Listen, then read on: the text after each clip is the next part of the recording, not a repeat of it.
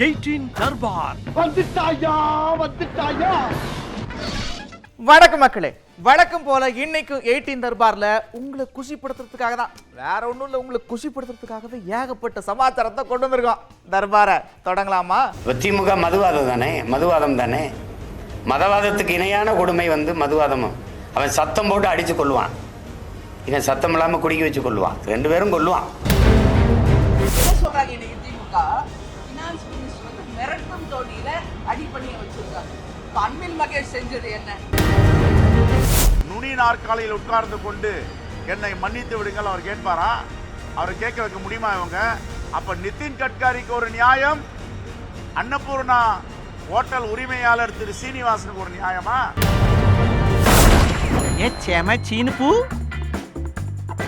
வாங்க வாங்க, நல் வரவு அப்படின்ற மாதிரி நம்ம பிரதமர் மோடி அவங்க வீட்டுக்கு ஒரு புதிய உறுப்பினரை சேர்த்திருக்கிறார். அந்த வீடியோவை நீங்களும் பார்த்திருப்பீங்க. இருந்தாலும் கண்கொள்ளா காட்சியப்பா, என்ன ஒரு கொஞ்சல், நீங்களும் ஒரு முறை பாருங்க.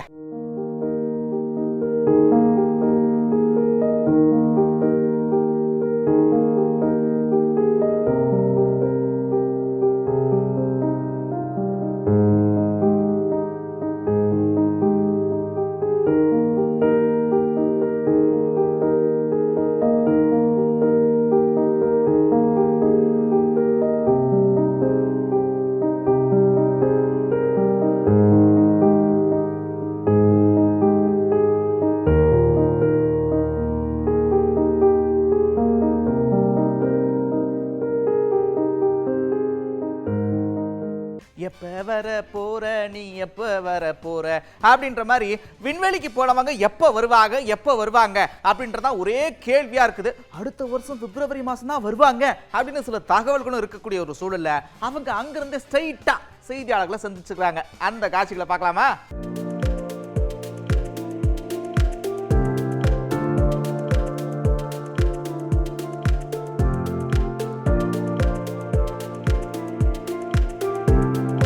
I sent down my request for a ballot today, as a matter of fact, and they should get it to us in a couple of weeks. And absolutely, yes, it's a very important role that we all play as citizens, is to be included in those elections, and NASA makes it very easy for us to do that. So we're excited about that opportunity. This is my happy place. I love being up here in space. It's just fun. பார்த்து மெல்ல மெல்ல மெல்ல பொறுமையாடுங்க. எவ்வளோ நேரமா பாவம் தவிச்சிட்டு இருந்திருக்குது. நல்ல மனுஷங்கயா நீங்க, நல்ல மனசு, ரொம்ப கஷ்டப்பட்டு எப்படியோ காப்பாத்திட்டீங்க.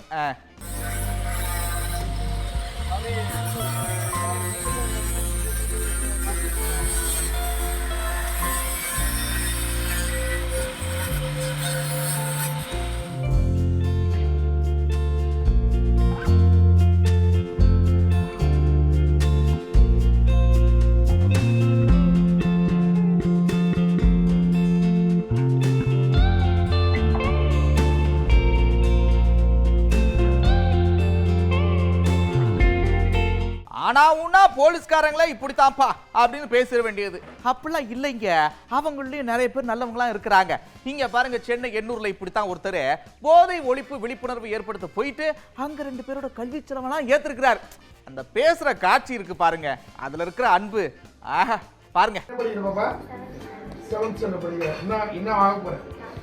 டாக்டர் வெரி குட், சூப்பர், கைத்தட்டலாம் மோட்டிவேட். ஓகேவா? டாக்டர் எல்லாருக்கும் ஃப்ரீயா பார்க்கணும். ஓகே, உங்க கோரிக்கை நல்லா வரையா வாழ்த்துக்கள். காவல்துறை சார்பாக வாழ்த்து சொல்றோம். ஓகேவா?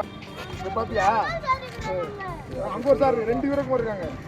ஸ்கூலுக்கு வர விஜய் எங்க இருக்கா, யார் இருக்கா, இவன் பேரண்ட்ஸ் வாங்க, இவனை நம்ம டேக் கேர் பண்ணுவோம். ஓகேவா? ஸ்கூல் போடா, படிடா. நாங்களே கட்டணும். நாங்க ஒண்ணும் இல்ல, மிஸ்ஸிட்ட சொல்லி நல்லா சொல்லி தரலாம். அடடடடடா, அங்க பாருங்க, சும்மா உருளைக்கட்டையை தூக்கி என்ன ஒரு வித்தையெல்லாம் காட்டுறாங்க. அமைச்சர்கள்லாம் இவ்வளவு ஸ்ட்ராங்குங்க பாருங்க.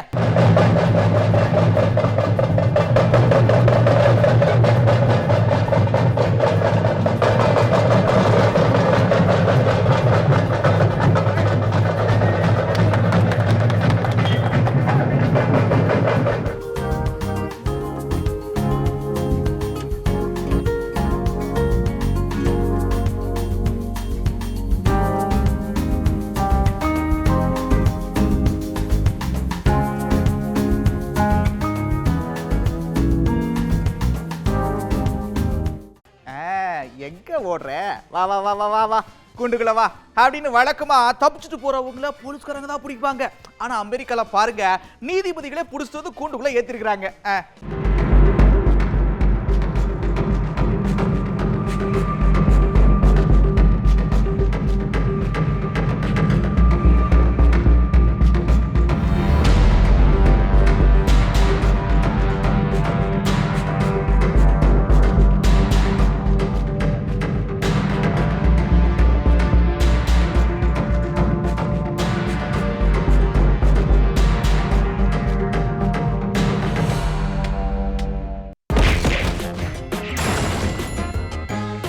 இந்த அட்மின்கள் இருக்காங்களே, அட்மின்கள் பாருங்க, காலையில இருந்து ஒரே பரபரப்பா வச்சிருக்காங்க. வீடியோவை போடுறது நீக்கிறது, போடுறது நீக்கிறது. இத பத்தி அண்ணனே விளக்கத்தை சொல்லியிருக்கிறார் பாருங்க. நாங்கள் வைத்த முழக்கம் கடைசி மனிதனுக்கும் ஜனநாயகம், எளிய மக்களுக்கும் அதிகாரம் என்பதாகும். எல்லா மேடைகளிலும் மூப்பனார் அவர்களே, திருமாவளவன் ஆட்சியிலும் பங்கு அதிகாரத்திலும் பங்கு என்ற முழக்கத்தை வைக்கிறார். அவரை நான் வரவேற்று பாராட்டுகிறேன் என்று 99 பேசியிருக்கிறார்.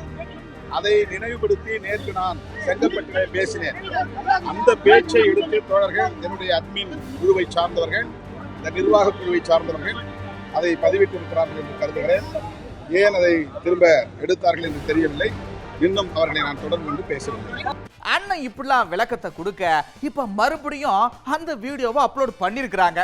இப்போ அட்மின் ஏப்பா இப்பயாச்சும் கேட்டு பண்ணியா இல்லையா, என்ன போங்க ஒழுங்கா இந்த மாதிரி கேப்ஷன்ல போடுங்க, அண்ணன்ட்ட கேட்டு மறுபடியும் அப்லோட் பண்ணிருக்கோம் அப்படின்னு போடுங்க.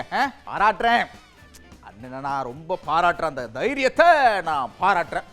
ஒருபோதும் முன்வைத்த காலை அவர் பின் வச்சிடக்கூடாது அப்படின்னு அண்ணன் கேட்டிருக்கா. அப்படி இப்போ எங்கள் அண்ணன் வந்து ஜனநாயக ஆற்றல்கள் இந்த மதுவுக்கு எதிரான எல்லாரும் ஒன்று சேருவோங்கிறாரு. அப்போ ஏன் எங்கள் ஐயாவை அழைக்கல, பாமகவை அழைக்கல, பிஜேபி அழைக்கல? அது அது மதவாதம்ங்கிறோம். இப்போ திமுக மதுவாதம் தானே, மதுவாதம் தானே. மதவாதத்துக்கு இணையான கொடுமை வந்து மதுவாதமும். அவன் சத்தம் போட்டு அடித்து கொள்ளுவான், இவன் சத்தம் இல்லாமல் குடிக்க வச்சு கொள்ளுவான், 2 பேரும் கொள்ளுவான். உங்களுக்கு புரியுதுன்னு நினைக்கிறேன். அப்போ அது அதில் ஜனநாயக ஆற்றலையெல்லாம் ஒன்றிணைத்து எங்கள் அண்ணன் மதுவுக்கு எதிராக போராட வந்திருக்கிறதுல நான் பெருமைப்படுறேன், வாழ்த்துறேன். இந்த நிலைப்பாட்டில் எங்கள் அண்ணன் திருப்பி சமரசம் ஆகக்கூடாது. இன்னும் ஒரு முறை அவர் அணி சேரும்போது எவன் மதுக்கடையை மூடுறாங்களோ, அந்த உறுதியை தர்றாங்களோ, அவங்களோட தான் நாங்கள் அணி சேருவோங்கிற உறுதியை எங்கள் அண்ணன் எடுக்கணும். அதுதான் என்னுடைய வேண்டுகோள். அதாவது பாருங்க, எங்க கட்சி ரொம்ப கட்டுக்கோப்பான கட்சி. பாத்துங்க, தலைமை ஒரு விஷயத்த சொல்லிட்டா நாங்க மீறவே மாட்டோம்.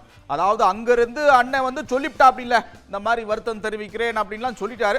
மறுபடியும் இது சம்பந்தமா நான் பேசினா அது கட்சி கட்டுப்பாட்டை மீறின மாதிரி ஆயிரும். பாத்துங்க. ஆமா, யாரும் அவரை கட்டாயப்படுத்தல, இல்லை யாரும் மிரட்டல. அவரே தான் தொடர்ச்சியாக சந்தித்து மன்னிப்பு கேட்க வேண்டும் என்று சொன்னார். வந்து மன்னிப்பு கேட்டார். 1. 2வது, நீங்க சொன்ன மாதிரி மாநில தலைவர் திரு அண்ணாமலை இது தொடர்பாக அவர் வந்து தன்னோட சமூக வலைதள பக்கத்தில் இதற்கான செய்தியை வெளியிட்டு, இத்தோட இந்த பிரச்சனையை பற்றி நம்ம பேச வேண்டாம் அப்படிங்கிற விஷயத்த சொன்னதுக்கு பின்னால நான் இந்த விஷயத்தை பற்றி எதுவும் இங்க தொடர்ச்சியா பேச விரும்பல. பாருங்க, அக்கா இப்பதான் சொன்னாங்க, இதோட நிறுத்திக்கலாம், வேண்டாம், முற்றுப்புள்ளி, 3 புள்ளி இல்லை முற்றுப்புள்ளி வச்சிருவோம், வேண்டாம் அப்படின்னாங்க. ஆனாலும் கேட்பாங்களா? போராட்டம்லாம் நடத்திருக்கிறாங்க. போராட்டத்தில் அண்ணன் பயங்கரமா பேசியிருக்கிறாரு. ஒரு கேள்வியும் கேட்டிருக்கா. அப்படி என்ன கேள்வின்னா, இந்த மாதிரி தான் ஐசியூலாம் பாவம் அட்மிட் ஆயிருப்பாங்கல்ல, அவங்களுக்கு மருத்துவ உபகரணங்களாக வாங்குறதுக்கு அதுக்கெல்லாம் ஜிஎஸ்டி இருக்குது, அதை கொஞ்சம் ஏதோ பார்த்து பண்ணுங்க அப்படின்னு ஒருத்தர் கடிதம் எழுதியிருக்கிறாரு. அவரை கூப்பிட்டு நீங்க இந்த மாதிரிலாம் மன்னிப்பு கேட்க வைக்க முடியுமா அப்படின்னு ஒரு சவால் விட்டுருக்கிறார். யாருப்பா அது? பாருங்க. மருத்துவமனையில் உள்நோயாளியாக ஐசியூவில் இருக்கின்ற நோயாளிகளுக்கு உபயோகப்படுத்த மருந்துகளுக்கும் உபகரணங்களுக்கும் ஜிஎஸ்டியை விதிக்கிறீர்களே, இதை உடனே அகற்றுங்கள் என்று கடிதம் எழுதினார். அவர்கிட்ட இது மாதிரி கோயம்புத்தூர் சட்டமன்ற உறுப்பினரும் நிதி அமைச்சரும் ஒரு ஹோட்டல் அறையில் உட்காந்து அவரை வர சொல்லுங்க, கூனி குறுகி சார்ந்து உட்காராம கூட நுனி நாற்காலியில் உட்கார்ந்து கொண்டு என்னை மன்னித்து விடுங்கள் அவர் கேட்பாரா? அவரை கேட்க வைக்க முடியுமா இவங்க? அதுக்கு கேட்ட பேர் அதை வீடியோ எடுத்து வெளியில பொதுவெளியில் வெளியிடுவாங்களா? அப்ப நிதின் கட்காரிக்கு ஒரு நியாயம், அன்னபூர்ணா ஹோட்டல் உரிமையாளர் திரு சீனிவாசனுக்கு ஒரு நியாயமா? ஏங்க, சும்மா மன்னிப்பு கேட்க வச்சுட்டாங்க, அதை பண்ணிட்டாங்க, இதை பண்ணிட்டாங்கன்னு ஒரு விஷயத்தை இவ்வளோ பெரிய பூதாகரமா ஆக்கிட்டு இருக்கிறீங்க. இப்போ தமிழ்நாட்டில் மகாவிஷ்ணு ஒருத்தர் வந்து பேசினா அப்படி, அப்போ ஏன் ஏரியாவுக்கு வந்து அப்படின்னு ஒருத்தர் மிரட்டல் விடக்கூடிய தோணியில பேசினாரு. ஏதாவது கேள்வி கேட்டீங்களா? என்னங்க நீங்க அப்படின்னு அண்ணியார் பொங்கி இருக்கிறாங்க. இதே மகாவிஷ்ணு வந்து அன்னைக்கு சொன்னதுக்கு அன்பில் மகேஷ் என்ன சொல்றாரு, என் ஏரியாவில் வந்து நான் இருக்கிற இடத்துல இப்படி சொல்லிட்டு போயிருக்கேன், உன்னை என்ன பண்றேன்னு பாருன்னு ஒரு அமைச்சர் சொல்றாரு. ஏன் அதுக்கு எதிர்ப்பு யாரு கிளப்பல? அதுவும் அவமரியாதை தானே. அதுவும் வந்து ஒரு என்ன சொல்றாங்க, இன்னைக்கு திமுக பினான்ஸ் மினிஸ்டர் வந்து மிரட்டும் தோணியில அடிப்பணியை வச்சிருக்காங்க. இப்ப அன்பில் மகேஷ் செஞ்சது என்ன அப்படின்ற கேள்வியை மக்கள் கேள்வியாக நான் கேட்கிறேன். அந்த வகையில் சகோதரர் திருமாவளவன் அவர்கள் மது ஒழிப்பு மாநாட்டை நடத்துகிறார். அதற்கு தேமுதிக சார்பாக எங்களுடைய வாழ்த்துக்களை நாங்கள் தெரிவித்துக் கொள்கிறோம். இதுவரைக்கும் எங்களுக்கு அழைப்பு வரவில்லை. அழைக்கும் பட்சத்தில் அதை பற்றி நாங்கள் ஆலோசித்து யார் செல்றாங்க என்பதை சொல்கிறோம். அடுத்ததா நாம பார்க்க போறது அரசியல் கருத்துக்களை பேசக்கூடிய, உடனே அரசியல்வாதி நினைச்சிடக்கூடாது, ஒரு அரசியல்வாதி எல்லாம் கிடையாது, ஆனா அரசியல் கருத்துக்களா பேசிக்கிட்டு இருப்பார். யாரும் டக்குன்னு கண்டுபிடிச்சிருவீங்க. இதைத்தான் உங்ககிட்ட பிடிக்காது. சரி பாருங்க. People have started attacking straightway Sanatan Dharma, Sanatan, scientists, Sanatan. Sanatan is like virus, Sanatan is like dengue, malaria, and all those things have started. But something happened and suddenly they became quiet. No more talk about anti-Sanatan.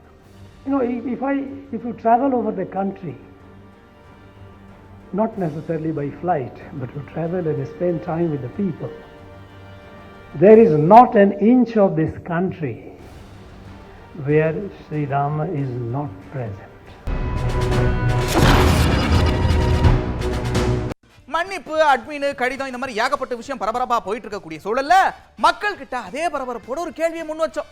என்ன கேள்வின்னு நீங்களும் guess பண்ணிருப்பீங்க. அதான் ஹோட்டலுக்குலாம் போவீங்க, சாப்பிடுவீங்க, பில்லுல GST அப்படின்ற வார்த்தையை பார்க்குறப்போ உங்க மனநல எப்படி இருக்கும் அப்படின்னு கேட்டிருக்கோம். மக்களும் பலவிதமான கருத்துக்களை சொல்லியிருக்கிறாங்க. பாருங்க.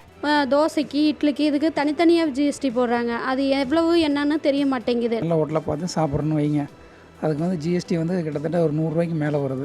இப்போ 50 ரூபா சாப்பாடை 80 ரூபா 100 ரூபான்னு போடுறாங்க. பெரிய ஹோட்டல் ஜிஎஸ்டி போடுற ஹோட்டலுக்கே சாப்பிட போகிறது கிடையாது. நமக்கு இருக்க கையேந்தி பவன் சார், அது ஒன்றும் எனக்கு ஒன்றும் பிரச்சனையாக தெரியல. எல்லாத்துக்கும் ஜிஎஸ்டி போடுறாங்க சார், ரைட், ஓகே, ஜிஎஸ்டி போடுறாங்க. என்ன டிஃப்ரெண்ட் ஜிஎஸ்டி, அது ஒன்று தான் கொஞ்சம் கன்ஃபியூஷன். நிறைய இன்கம் டேக்ஸும் கட்டி நிறைய டேக்ஸாக கொடுக்குற மாதிரி தான் இருக்குது எங்களுக்கு. ஃபுட்டுக்கு மீடியமாக தான் போட்டிருக்காங்க. அது என்ன நான் கவனிக்க இப்போ தான் சாப்பிட்டு வந்தோம். ஜிஎஸ்டி என்ன பொருளுக்கு ஜிஎஸ்டி அப்படின்னு கேட்டால் நோட்டீஸ் ஒட்டணும். பாருங்க, கன்னியாகுமரியில் இப்படித்தான் 2 பேர் நள்ளிரவுல பாவம் பஸ்ஸுக்காக நின்றுட்டு இருக்காங்க. இந்த ஓட்டுநர் என்ன செஞ்சுட்டாரு, அப்படியே சர்ன்னு போயிட்டு இருக்கிறாரு. திடீர்னு கார் ஒன்று வந்து குறுக்கில் நிப்பாட்டி பயங்கரமா மிரட்டல் விடுத்திருக்கிறாங்க. நீங்க நிப்பாட்டிட்டு போயிருக்கணும். அதே நேரத்தில் இப்படிலாம் நீங்க மிரட்டக்கூடாதுங்க, காவல் நிலையத்துக்கு தான் சொல்லணும். சரியா? ஸ்டாண்ட் உண்டா? எப்படி அலாபுரத்தில் பஸ் ஸ்டாண்டு கொடுத்துருக்கா? எப்படி 2 பொம்பளைங்க நின்னாங்களா? எப்படி நிற்க முடியாது உங்களுக்கு? 2 பொம்பளைங்க நின்று கை நிற்கத்தான் செஞ்சாங்க. சரி, பின்னாடி வரட்டும், ஓகே. வரக்கூடிய வண்டி நீங்க நிக்கணுமா வேண்டாமா? நிக்கணுமா வேண்டாமா? வண்டி நீங்க ஆளை ஏற்றிட்டு போனா போதும். 2 பொம்பளைங்க அங்க நிக்கிறாவ, கை காணிக்கிறாவ. இல்ல வண்டி, அதாவது இப்போ 2 பொம்பளை நிக்காவளா இல்லையா, கை காணிச்சாவளா இல்லையா? அடுத்த வண்டி வரது வரைக்கும் நீ வெயிட் பண்ணுவீங்களா? நீங்க வெயிட் பண்ணுவோம், கொண்டாடி பிள்ளைங்க வெயிட் பண்ண வைப்பீங்களா? நீங்க தப்பு பண்றீங்க. சரியா? ஃப்ரீ பஸ்னா அதாவது பொம்பளைங்க நிற்கிறாவளா இல்லையா? பொம்பளைக்கு வேண்டி தானே வண்டி விட்டுருக்காங்க. வேலை இல்லாமல் ஆகி போயிடும். சரியா? போயிட்டே இருங்க. இதான் லாஸ்ட்டும் ஃபஸ்ட்டும். எங்க இப்படிலாம் நடு ரோட்ல காரை நிப்பாட்டிட்டு போலாமா? அவரு கேட்கறது நியாயமா இல்லையா? அதுக்கு சீனியர் சிட்டிசன் இப்படி வாக்குவாதம் பண்ணலாமா? பாருங்க என்ன பண்ணிருக்காருன்னு. There is a whole car and a half worth of gap between this fucking car and this dumb motherfucker. I will report you to the police. There is a 2.5 cars worth of space here. 2.5 cars of space here. You could have parked it anywhere. You chose to park it in the middle of the road. There were number of cars here, you know. You have not seen that. But no, when I came, yours was the only car, and an ambulance and a bus were struck due to this car parked in the middle of the road. அடுத்து நீங்க பார்க்கக்கூடிய காட்சியில ஏதோ குழா சண்டை போல் இருக்குது அப்படின்னு நினைச்சீங்கன்னா அதுதான் இல்லை. ஆக்கிரமிப்புகளை அக்ககற்றத்துக்காக போன அதிகாரியை முடிய பிடிச்சி ஒரு காட்டிருக்கிறாங்க. அங்க கூடிய மக்கள் இது பயங்கர பேசுபொருளா மாறி இருக்குது.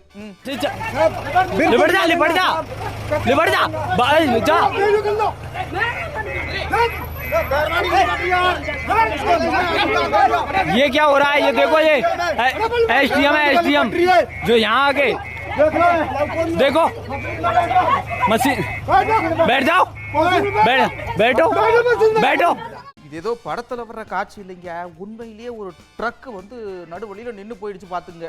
ட்ரெயின் வந்து வந்த வேகத்துல அப்படியே மோதி இருக்குது. அவரும் பாவம் ரொம்ப கட்டுப்படுத்துறதுக்கு ட்ரை எல்லாம் பண்ணாரு. கொஞ்சம் உஷாரா இருங்க.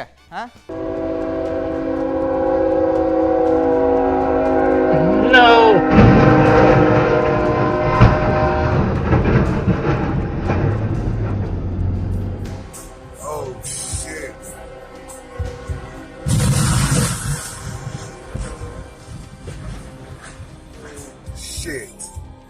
Holy shit. Holy shit.